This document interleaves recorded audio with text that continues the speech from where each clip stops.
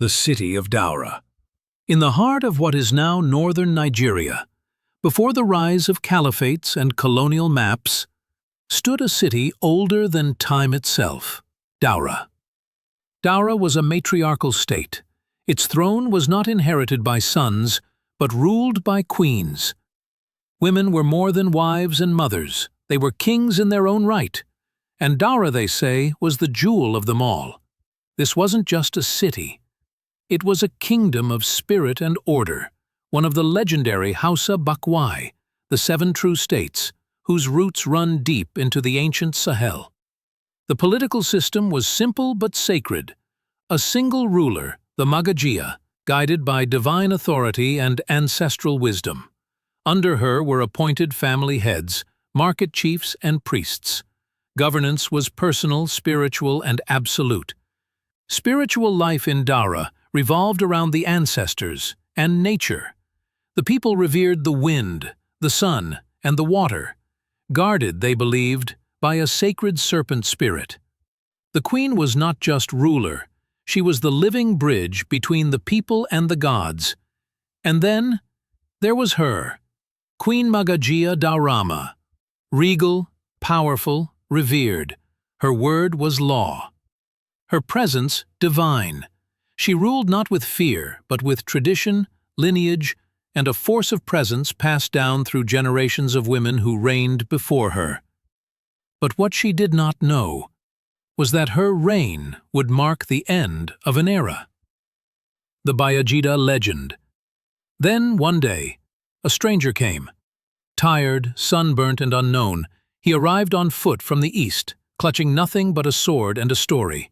His name was Bayajidda, a prince, some say, from Baghdad or Bornu, exiled from his homeland in search of destiny. But Daura was not as welcoming as it seemed. Its people were held captive, not by armies or warlords, but by a serpent. The water well, Laka, was guarded by Sarki, a monstrous snake that allowed the townspeople to fetch water only once a week.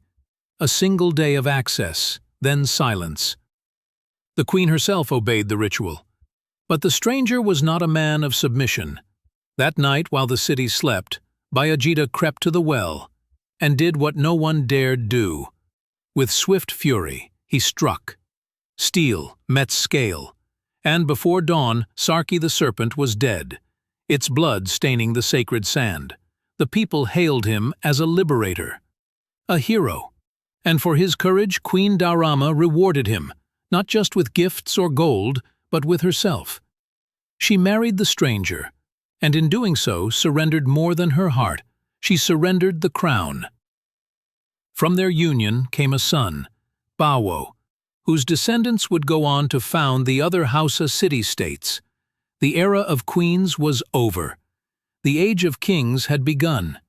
What Bayajidda killed was not just a serpent, it was the spirit of a system, a legacy where women ruled unchallenged, extinguished in one generation.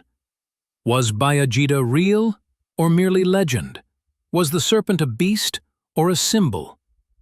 To some, the snake represented an actual creature, a danger removed by a foreign hero. But to many historians and griots, the story runs deeper.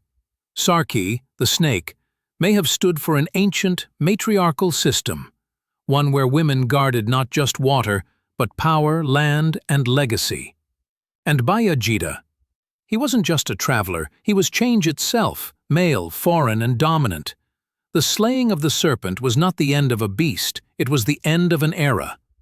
This legend isn't just a bedtime tale, it's a political blueprint. A myth that justified the rise of kings after queens. A fable that explained how power, once cradled in the hands of women, passed into the hands of men. From that moment forward, the Hausa kingdoms became patriarchal. Lineages shifted, governance changed, and the name Daurama was remembered, but rarely honored. But was her surrender voluntary? Or was it written, later, by men seeking to crown themselves with the story of her fall? Let's hear your contributions in the comments section. Thank you for learning with us, and don't forget to like, share, and subscribe for more interesting stories.